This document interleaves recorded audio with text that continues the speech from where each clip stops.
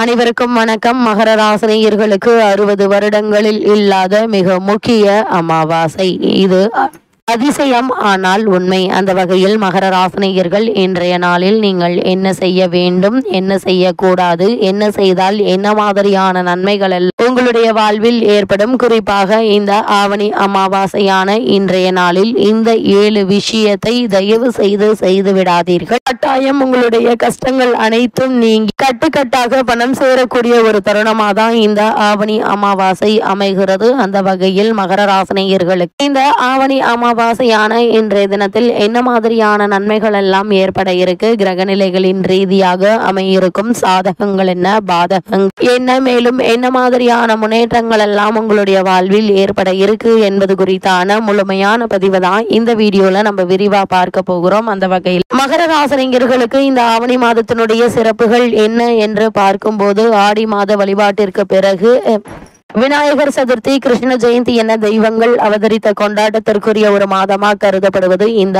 ஆவணி மாதமாகும். மங்கள நிகழ்வுகள், விரதங்கள், விழாக்கள் என பக்தியுடன் கொண்டாட்டங்களும் துவங்கும் மாதமாக இந்த ஆவணி மாதம் அமைந்துள்ளது. இந்த ஆண்டு ஆவணி மாதத்தில் வரும் விசேஷங்கள் என்ன என்று பார்க்கும் போது, பக்திமயமான அம்மனுக்குரிய ஆடி மாதம் நிறைவடைந்து மங்கள நிகழ்வுகளை, விசேஷங்கள் மற்றும் விழாக்களை வரவேற்கும் ஆவணி மாதம் பிறந்துள்ளது. இந்த ஆண்டு ஆகஸ்ட் மாதம் 17ஆம் தேதி துவங்கி செப்டம்பர் மாதம் 16ஆம் தேதி வரை ஆவணி மாதம் உள்ளது. சூரிய பகவான் சிம்ம ராசியில் பயணிக்கும் மாதமாக ஆவணி மாதம் அமைகிறது. இந்த மாதத்தை தமிழில் மடங்கள் கார் என்ற பெயர்களாலும் அழைக்கிறார்கள். அதாவது மழைக்காலத்தின் துவக்க மாதமாக இந்த ஆவணி மாதம் அமைகிறது. அது மட்டுமில்லாமல் சிவபெருமான் தனது திரைவிளையாடல்கள் பலவற்றை நிகழ்த்திய மாதம் என்பதால் ஆவணி மாதம் சிவபெருமான் வழிபடுவதற்கு ஏற்ற மாதமாக கருதப்படுகிறது. ஆவணி முளைக்கட்டு திருவிழா பல கோவில்களில் மிகவும் விசேஷமாக நடத்தப்படுவது உண்டு. இந்த ஆண்டு ஆவணி மாதத்தில் என்னென்ன விசேஷங்கள் எந்தென்ன நாட்களில் வருகிறது என்று பார்க்கும்போது, இந்த ஆவணி மாதத்தை பொறுத்த வரைக்கும் முதலாவதாக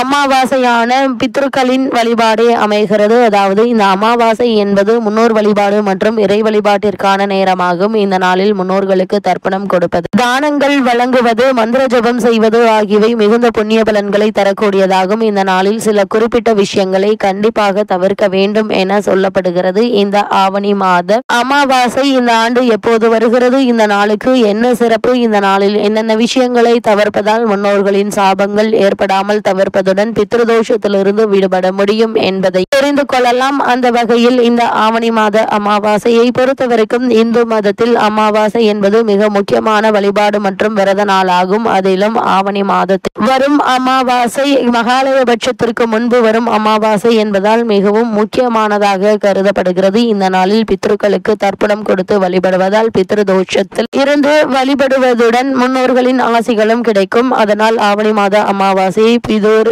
அமாவாசை என்றும் குறிப்பிடுவார்கள். இந்த நாளில் பெண்கள் துர்கா தேவியை வழிபட்டால் அவர்களின் கணவரும் அதே போல் பிள்ளைகளும் நீண்ட காலம் வாழ்வார்கள் என்பது நம்பிக்கை. இந்த ஆண்டு ஆவணி மாத அமாவாசை ஆகஸ்ட் 22ஆம் தேதி வெள்ளிக்கிழமை வருகிறது. அன்றைய தினம் பகல் 12:54 மணிக்கு துவங்கி ஆகஸ்ட் 23ஆம் தேதி பகல் 12:29 மணி வரை அமாவாசை திதி உள்ளது. இந்த நாளில் பித்ரு தர்ப்பணம் செய்வது, பிராமணர்கள் மற்றும் ஏழைகளுக்கு தானம் செய்வது, புனித நதிகளில் நீராடுவது ஆகிய மிகுந்த புண்ணியம் தரும். அதே சமயம் மிக முக்கியமான 7 விஷயங்களை இந்த நாளில் நீங்கள் நிச்சயம் தவிர்க்க வேண்டும். அப்படி இல்லாவிட்டால் துரதிர்ஷ்டத்தை வரவழைப்பதுடன் முன்னோர்களின் கோபம் மற்றும் சாபத்திற்கு நீங்கள் ஆளாக வேண்டியிருக்கும். அமாவாசையில் என்னென்ன விஷயங்களை தவிர்க்க வேண்டும் என்பதையும் இப்போது தெரிந்து கொள்ளலாம். அந்த வகையில் முதலாவதாக அசைவத்தை நீங்கள் இந்த ஆவணி அமாவாசையான இன்றைய நாளில் தவிர்க்க வேண்டும்.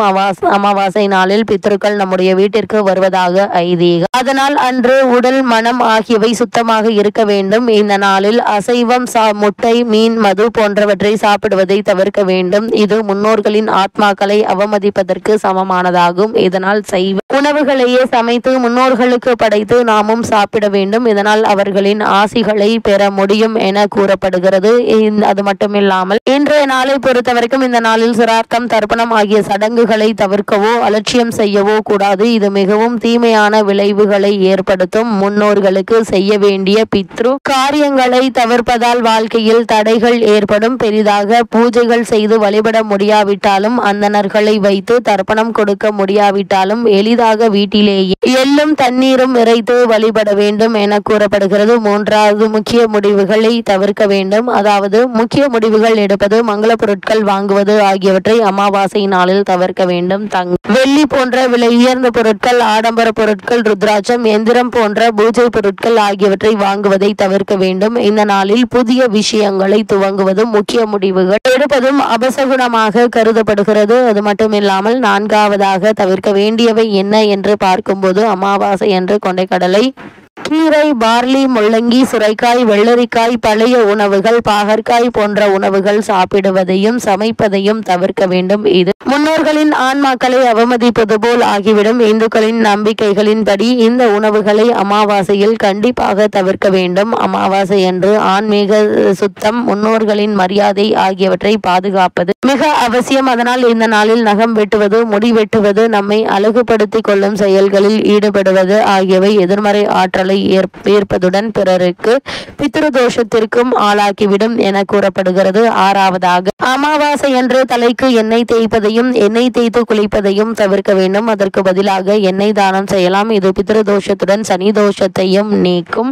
நன்மைகளை தரும். இது முன்னோர்களை வழிபடுவதற்கு உரிய நாள் என்பதால் மற்றவற்றில் கவனம் செலுத்தாமல் முன்னோர்களை வழிபட்டு அவர்களின் ஆசிகளை பெற முயற்சி செய்ய வேண்டும். ஏழாவதாக, அமாவாசை நாள் முன்னோர்களுக்கு சனி பகவானுக்கு உரிய நாளாகும். அதனால் இந்த நாளில் நேர்மறை ஆற்றல்களை ஈர்க்கும் விஷயங்களை மட்டுமே செய்ய வேண்டும். இந்த நாளில் துடைப்பம் வாங்குவதை தவிர்க்க வேண்டும். ஏனென்றால் இது மகாலட்சுமியின் கோபத்தை தூண்டக்கூடியதாகும். அதே போல் இந்த நாளில் கோதுமை வாங்குவதையும் தவிர்க்க வேண்டும். இந்த நாளில் வழங்கப்படும் பொருட்கள் நேரடியாக முன்னோர்களை சென்று சேரும் என்பதால் இது முன்னோர்களின் கோபத்திற்கும் சாபத்திற்கும் ஆளாக்கிவிடும் என்பது ஐதீகமாக உள்ளது. அந்த வகையில் மகர ராசினியர்களுக்கு இந்த ஆவணி அமாவாசையா இன்றைய நாளில் என்ன மாதிரியான நன்மைகள் எல்லாம் ஏற்பட இருக்கு என்று பார்க்கும்போது, உங்களுடைய ராசிக்கு சுகஸ்தான அதிபதி செவ்வாய் உங்களுடைய ராசிக்கு பாக்கியஸ்தானத்தில் அமர்ந்து பலம் பெற்று இருக்கிறார். வீடு மனை வாங்கும் யோகம் உண்டு என்பதால் அதற்கான முயற்சிகளை இப்போது நீங்கள் தாராளமாக மேற்கொள்ளலாம். ஒரு சிலருக்கு இப்போது புது வீடு கட்டி குடியேறும் வாய்ப்பு மற்றும் ஏற்கனவே வசதி குறைந்த வீட்டிலிருந்து நல்ல வீட்டிற்கு மாறும் யோகம் உண்டுங்க. இழுபறியான காரியங்கள் சீக்கிரம் முடிவாக கூடி ஒரு தருணமாக தான் இக்காலகட்டம் அமைஞ்சிருக்குது. தொழிலில் மந்த நிலை மாறும், பயணங்கள் பலனளிக்கும். உத்தியோகத்தில் மேலதிகாரிகளால் சகாயம் உண்டு.